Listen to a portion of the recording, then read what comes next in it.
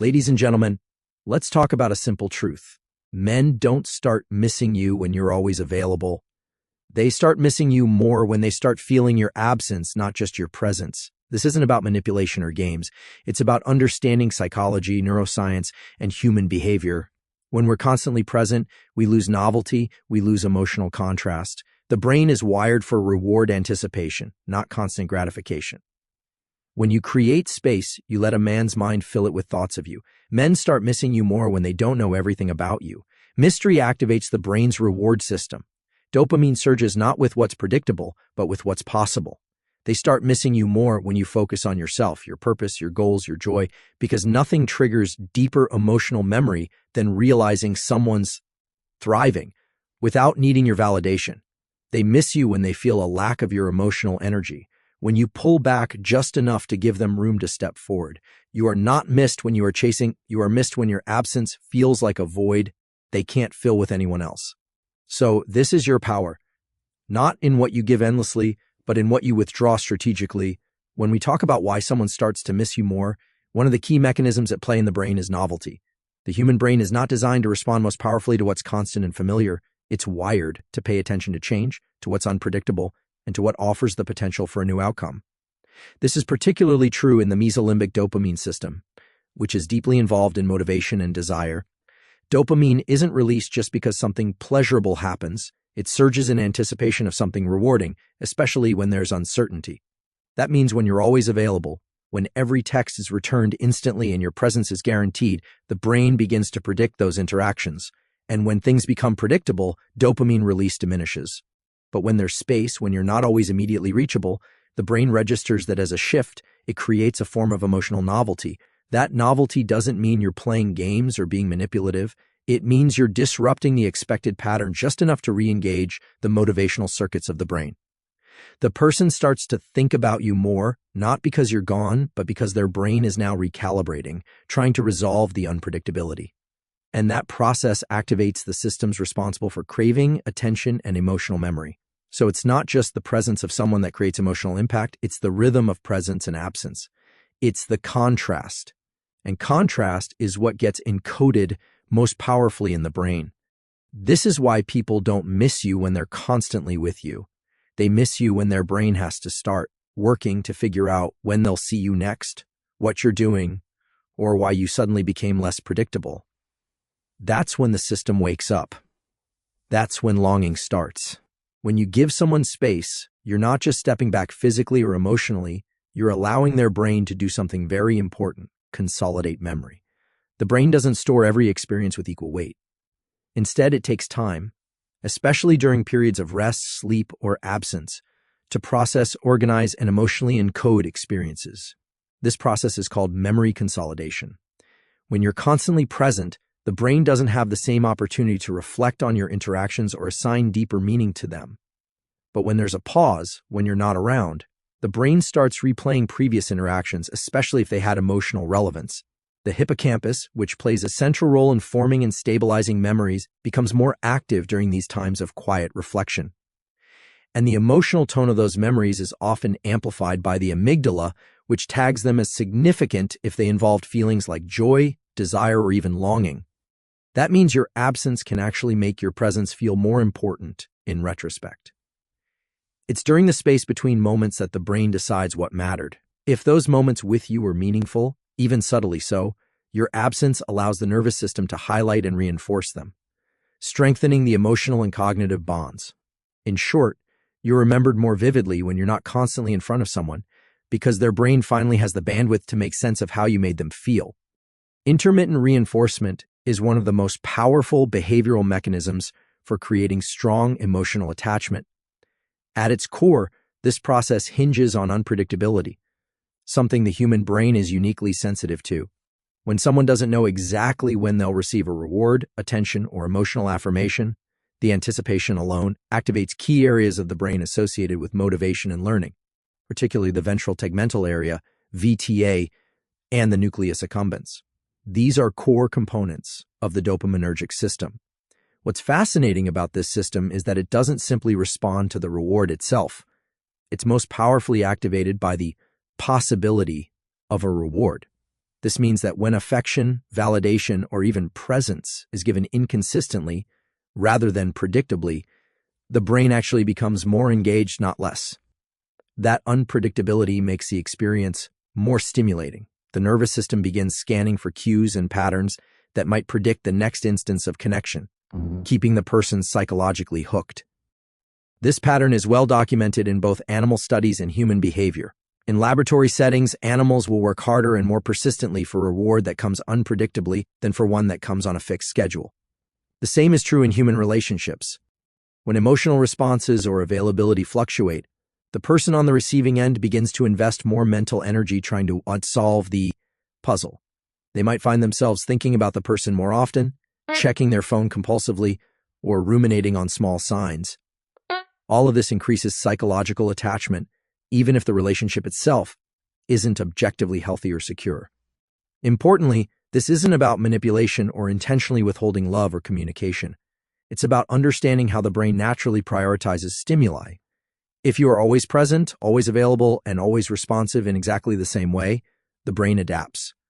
The reward becomes expected, and thus less rewarding. But when moments of connection happen amidst uncertainty, the emotional impact is heightened. The brain codes those moments as more meaningful because they are less frequent and therefore more salient. This mechanism also ties into how memory and emotional salience work.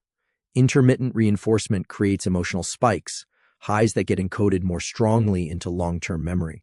These are the moments people replay in their minds. The unpredictability means the emotional contrast is more extreme. The warmth of a meaningful message after a period of silence or a thoughtful gesture after emotional distance becomes magnified in its significance. Over time, this creates a loop. The nervous system becomes trained to seek the next emotional hit, and the absence of it becomes even more noticeable. This is why people often feel a stronger attachment to those who were inconsistent than to those who were steady but unremarkable. The peaks and valleys of emotional connection activate deeper pathways than a flat, predictable interaction ever could. Again, this isn't a strategy to be abused. It's a phenomenon to be understood.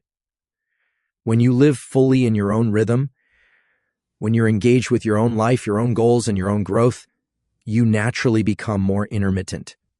You're not always available on demand. And that creates just enough unpredictability to engage the deepest motivational systems in another person's brain, making your presence feel like a reward, not a routine. The brain is an energy-efficient prediction machine. It constantly scans the environment, not just for threats or rewards, but also for what is common versus what is rare. From a survival standpoint, the rare often signals something of higher value, whether it's food, resources, or, in the case of human relationships, emotional availability. This is the essence of the scarcity effect. The mind assigns more value to things that are perceived as limited or harder to access. This isn't just a mental trick or a shallow psychological strategy. It's a deep, biologically embedded feature of how the nervous system prioritizes attention and emotional investment. When someone is always around, always replying quickly, always emotionally present, the brain naturally begins to normalize their presence. It starts to code that presence as predictable, and in doing so, begins to allocate fewer neurochemical resources to track or emotionally respond to that person. There's no urgency, no internal activation. The system has already determined that this stimulus is constant and therefore not critical to focus on.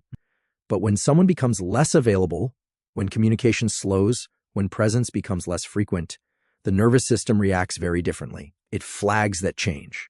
The anterior cingulate cortex, which is involved in processing social pain and detecting discrepancies between expected and actual outcomes, becomes more active. Simultaneously, the brain's attentional systems start shifting more cognitive resources toward that person or object. It begins to treat their presence, or more precisely, their absence, as data worth investigating. This is not a conscious decision. It's automatic. The brain is trying to understand, why is this thing no longer showing up as expected? When the nervous system detects scarcity, it treats the object of scarcity as potentially more valuable. That's because, in biological terms, rarity often meant something was worth preserving or pursuing, whether that was water in the desert, warmth in the cold, or human connection in times of isolation. The same mechanism applies in romantic or emotional contexts. If your energy, time, or attention is no longer constantly available, the brain of the person on the receiving end recalibrates. What was once taken for granted is now being reassessed as potentially important. Emotional and cognitive salience increases.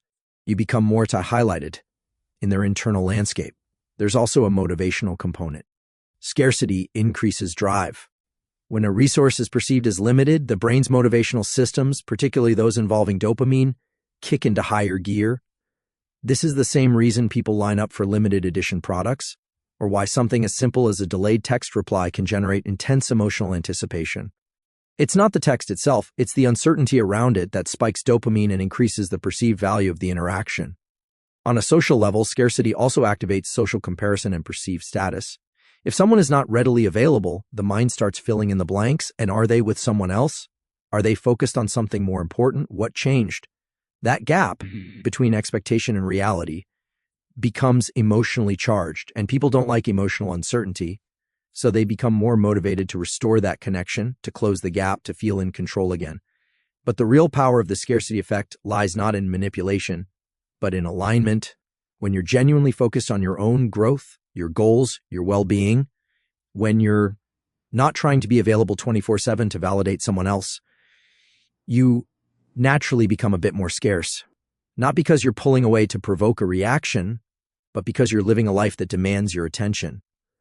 That kind of presence, tempered by purpose and boundaries, automatically triggers the scarcity effect in others. It tells their nervous system, "This person isn't always available, and that means I can't take them for granted." And when that realization sets in, the emotional stakes change. You're no longer just a constant background presence, you're a potential loss. And the brain responds far more powerfully to the fear of loss than to the comfort of what's always available. This is how longing begins. This is how missing someone becomes more intense. It's not about how much time you spend with someone, it's about how their absence creates a void the brain suddenly wants to fill. The human brain is constantly filtering information, tens of thousands of inputs every day. And it does this not just to keep us organized or functional, but to protect us from cognitive overload. Cognitive load refers to the amount of mental effort being used in the working memory at any given time. The brain, particularly the prefrontal cortex, has limited bandwidth. It prioritizes what to keep in active focus and what to let slide into the background. It doesn't process all stimuli equally. It selects for what's emotionally relevant, what's novel, and most importantly, what's unresolved. Emotional salience is the mechanism through which the brain flags certain experiences, people, or situations as more important than others. When someone is emotionally salient to us, meaning they trigger feelings like desire, anxiety, joy, or loss, the brain tags that person as high priority and begins allocating more cognitive resources toward monitoring, remembering, and anticipating them. This happens through multiple systems, including increased activity in the amygdala, the anterior cingulate cortex, and parts of the default mode network responsible for social reflection and memory consolidation. Now, here's where it gets especially interesting. The absence of a person often generates a more cognitive load than their presence. When you're with someone, the brain can predict and process the interaction in real time. It registers tone, body language, availability, it has feedback loops.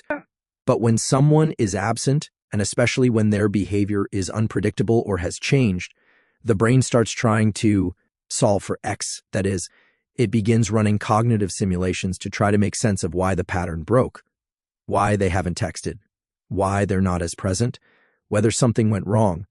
This uncertainty elevates the person's emotional salience, and in turn, they take up more mental space, more cognitive bandwidth. This is why people often report thinking more about someone after they've stopped communicating or pulled away than when they were in daily contact. The brain is trying to close a gap. That process consumes working memory and triggers a cascade of emotional salience. The mind fixates not because it chooses to, but because it's neurologically programmed to resolve uncertainty, especially in emotionally charged relationships. The drive isn't even always about wanting the person back. It's about reducing the cognitive dissonance their absence created. There's a specific network in the brain, the salience network, which works to determine what should get immediate attention. This includes the anterior insula and dorsal anterior cingulate cortex. These regions light up in response to emotionally relevant social stimuli, especially those that involve social pain, rejection, or ambiguity. When someone is emotionally significant and suddenly becomes less available, That change creates a spike in salience. The system flags it. It says, this is important. This is unresolved. Focus here.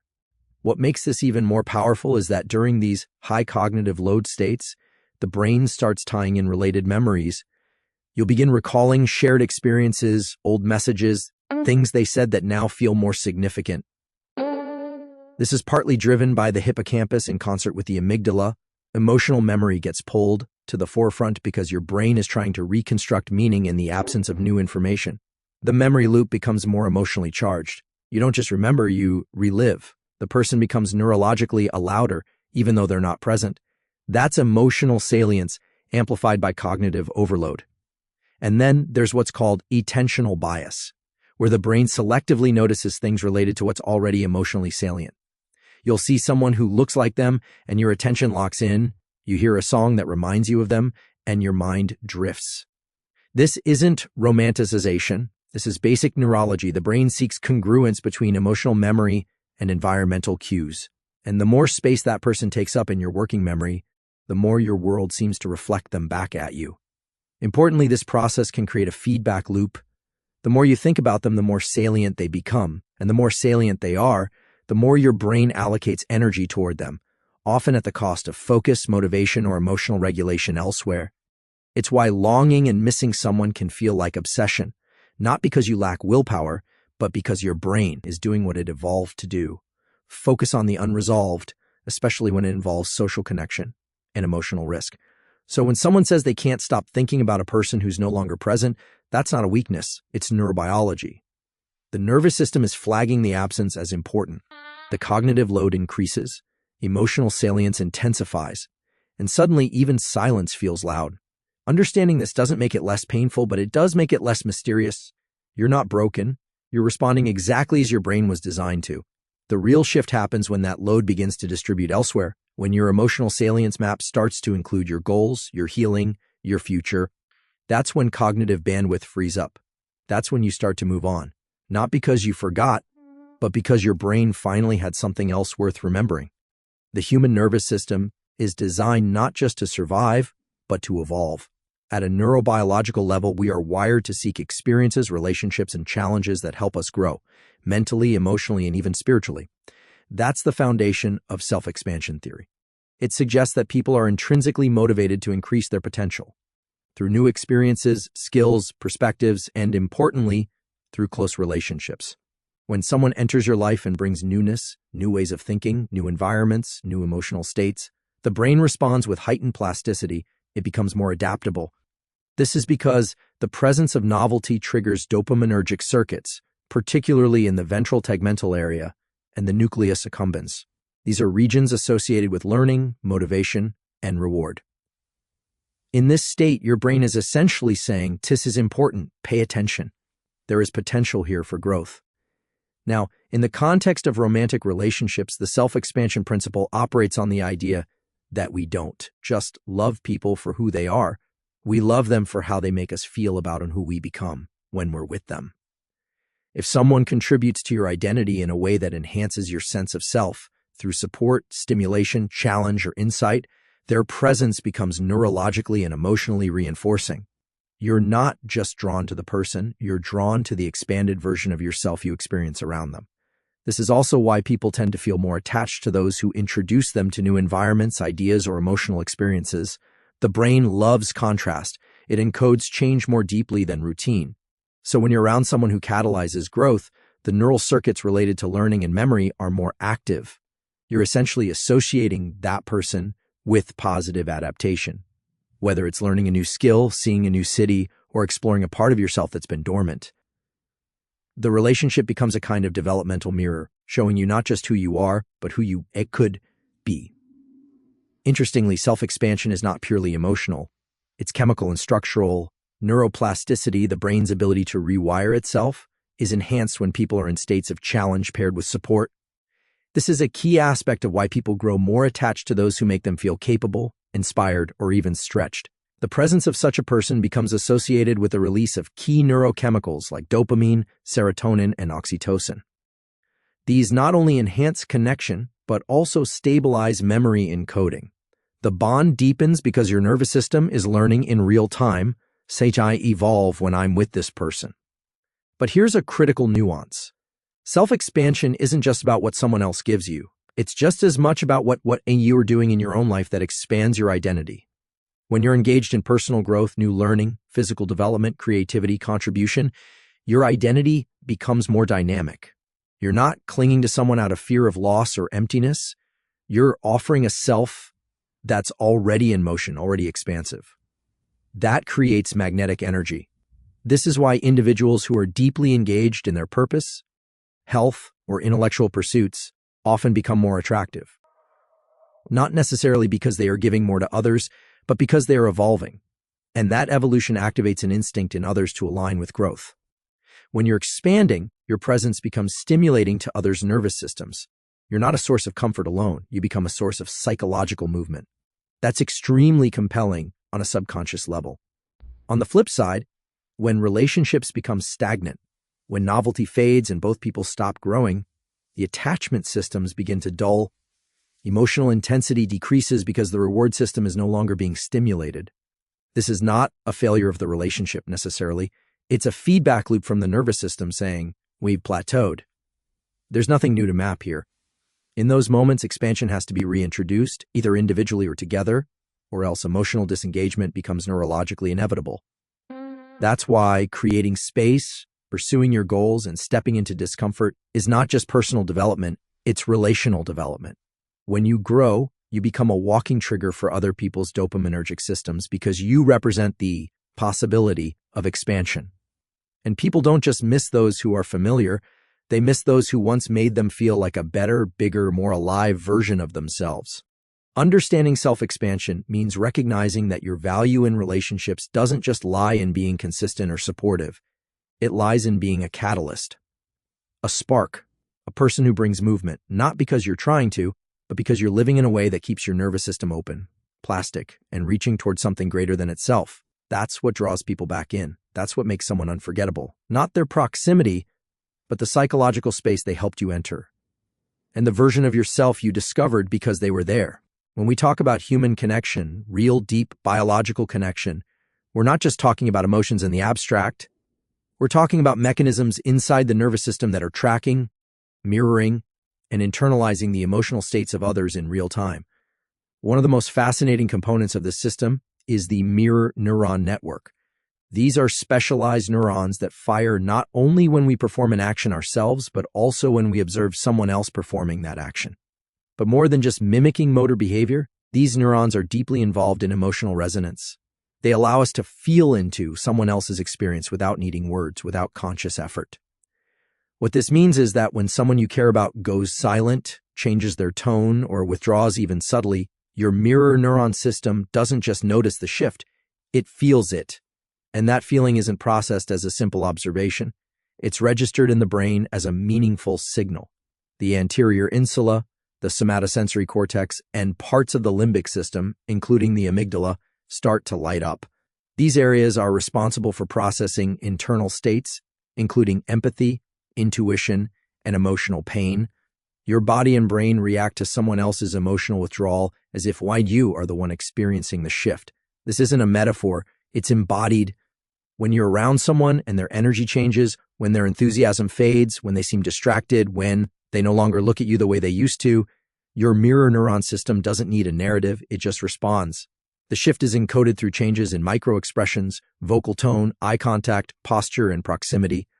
All of these cues are subconsciously interpreted and mirrored by your own nervous system, which begins adjusting its internal state to match, or to prepare for loss, rejection, or disconnection.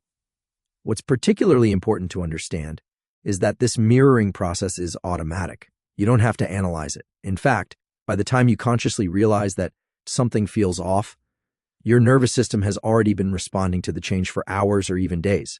There's a lag between biological detection and conscious interpretation.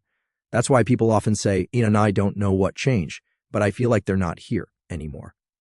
What they're describing is the aftermath of their mirror neuron system picking up on subtle but emotionally meaningful shifts. And those emotional shifts matter more than we often acknowledge. They determine whether our brain interprets someone as safe or distant, warm or cold, emotionally present or checked out. This is why, in relationships, the absence of energy can feel more painful than overt conflict. Because when conflict happens, there's still engagement, there's still data. But when emotional presence fades subtly, your nervous system is left to fill in the blanks. And that blank space activates a different kind of response: vigilance, doubt, longing. The brain starts replaying moments to try and reestablish emotional synchrony. It's not nostalgia. It's an attempt to regulate your own internal state by seeking cues from the past that used to make you feel secure. The mirror system is essentially searching for a familiar rhythm that has been lost. That's why people often miss someone most, not when they're physically gone, but when they're emotionally absent while still present. The nervous system can feel that dissonance between proximity and emotional availability, and it reacts strongly, often with anxiety, confusion, or even physiological symptoms like tightness in the chest or trouble sleeping. This is also why emotional presence is far more impactful than physical presence. You can be sitting next to someone and still feel alone if their nervous system is no longer engaging with yours. Conversely, someone can be miles away but still feel close if their emotional signals remain attuned, responsive, and coherent. The mirror neuron system isn't measuring distance. It's measuring resonance. It wants to know, are we still in sync? Are we still attuned? Is your emotional world still responsive to mine? And here's the deeper insight. The more emotionally attuned someone has been to you in the past, the stronger your nervous system will react to any shift. It's like a pair of dancers who have moved in perfect harmony for months. The moment one partner starts stepping off beat, the other feels it instantly. Not because they're watching, but because their bodies are calibrated to each other. Calibration creates sensitivity. And sensitivity, while beautiful, also means that shifts feel more significant. You feel their emotional absence, not just intellectually, but neurologically. You feel it in your body. This is why emotional disconnection can feel like grief, even before a relationship ends. Because the mirror system is mourning the loss of synchrony. It's mourning the shared rhythm that once made you feel seen, safe, and mirrored in return. Now, this mechanism isn't just about pain. It's also what makes deep relationships so regulating. When someone is emotionally present and attuned, your mirror neurons help stabilize your own emotional state. You feel calmer, more secure, more grounded, not because they fixed anything, but because their emotional resonance told your nervous system, you're not alone. That's co-regulation. And it's one of the most powerful nonverbal ways humans connect. When people miss you, it's often not about the words you said or the things you did. It's about how your nervous system made theirs feel. When someone felt regulated in your presence, seen, mirrored, felt, that memory lives not just in their mind, but in their body. And when you're no longer emotionally present, their mirror neurons notice. They respond. And the longing begins, not just for you, but for the version of themselves they could access through you. So the next time someone misses you deeply, it might not be because of a grand gesture or a specific conversation. It might be because, on a level beneath language, your nervous systems once danced in rhythm, and now the music is gone. The absence of that resonance is not just an emotional gap. It's a neurobiological void. And the brain will do everything it can to try to fill it because connection isn't just a feeling. It's a pattern the nervous system remembers.